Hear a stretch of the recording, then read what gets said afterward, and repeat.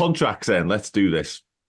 Obviously, when we speak about player contracts and the renewal of such, when it comes to Mohamed Salah, Virgil van Dijk and Trent Alexander-Arnold, the big three, immediately the conversation often turns towards on the pitch and what are they doing in terms of their goal output, winning games of football for us, etc., etc. But in terms of the finances of all day as well, because obviously optically losing those players, one, two, or even all three of them is really poor. But when it comes to the balance sheets, I wanted to ask you because at one point or another, all these footballers would have been worth in excess of £100 million.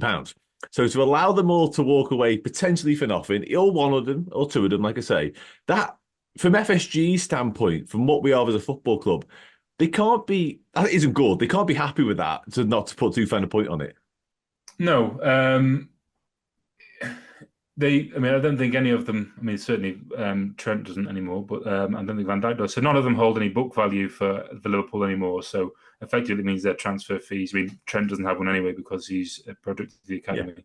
Yeah. But in terms of Salah and Van Dijk, their transfer fees have been fully amortised now. So effectively, the cost of the asset has been paid for and moved off the balance sheet. So there is no reasonable expectation for Liverpool to get top dollar for Mo Salah or for Virgil van Dijk now because of age, and that's just the way it goes. You know, even though he's a top performer, nobody maybe a Saudi comes in and really makes that mark, but I don't know whether that's started to go a little bit colder on that respect. But I think nobody in Europe is going to pay that kind of money and offer longer contracts, which is effectively what these players will want. They'll try and get the longest contract they can for the most money they can, and I don't think that they'll have too many options in Europe when it comes to that.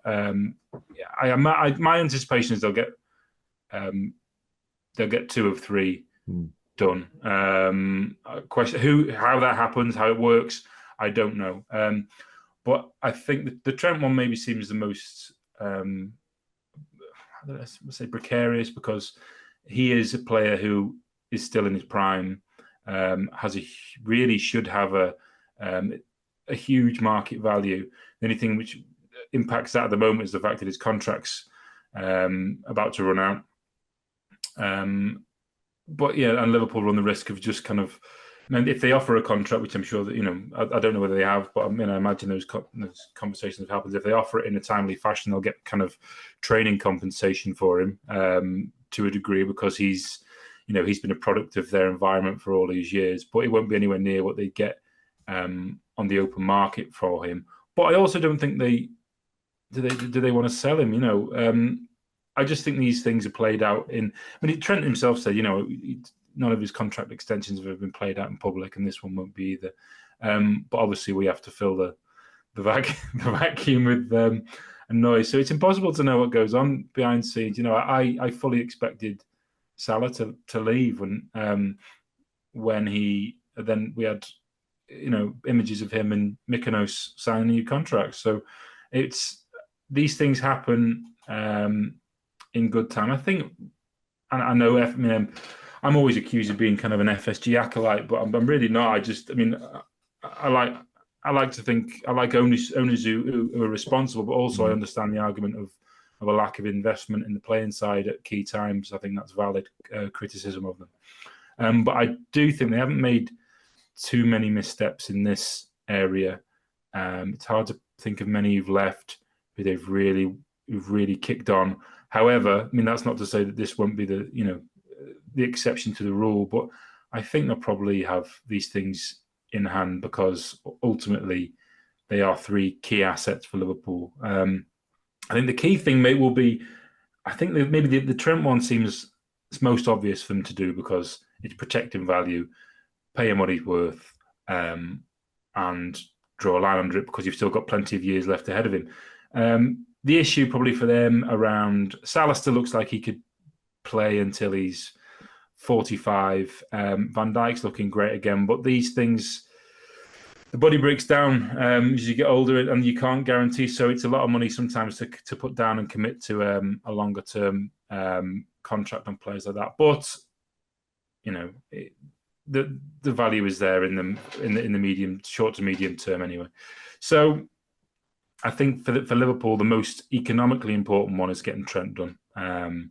For Salah and Van Dijk, I think that's just a case of how they make that work, and make sure it's value for money. And do they, or do they assess their options in the market? I think, I'd like to think they get all three done and everyone's happy bunny. But who knows? But I also think that no one's going to give anything away, and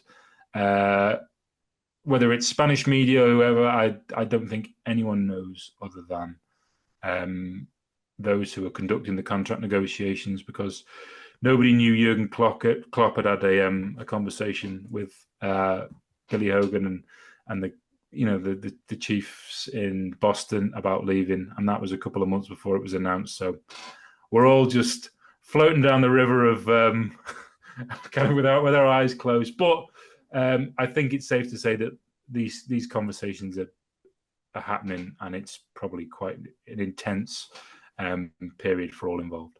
No, absolutely. Yeah, but it's a fascinating one to me because you touched upon it there, obviously, the investment side of things. We know FSG in years gone by have they've operated with a sell to buy model and that sort of thing. And it's interesting when obviously you get bids of north of 100 million last summer for Mohamed Salah from the Saudi Pro League as well.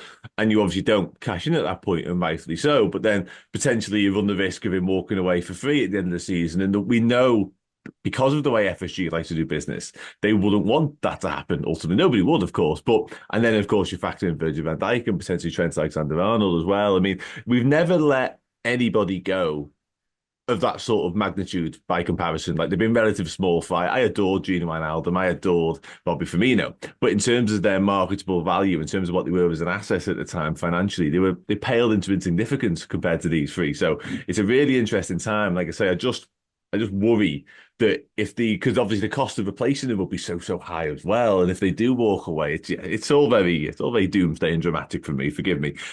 Just on them finally, then, in terms of the wage structure at Liverpool, obviously we know Mohamed Salah is currently the highest earner. Like, what is the wiggle room, I guess, in terms of that? Because I would imagine, probably all three of them would want wage hikes involved in this particular new deal. So have Liverpool got room to manoeuvre when it comes to that? Yeah, definitely. I mean, I think when you look at accounts, you're always looking, 10 months behind times, really. So when the last set of accounts were out, I mean, the wage bill seemed to be really high, but it factored in bonus payments for that great season that the club had the year before. So it's the club have got plenty of room to manoeuvre. They have no PSR issues whatsoever. They've not spent massive money in the transfer market this summer, so there's no huge outlay in terms of amortized costs or anything. So they've monies to spend on, and that maybe points to me to think that they are probably going to place some of that into contract negotiations, which is why I'm probably fairly.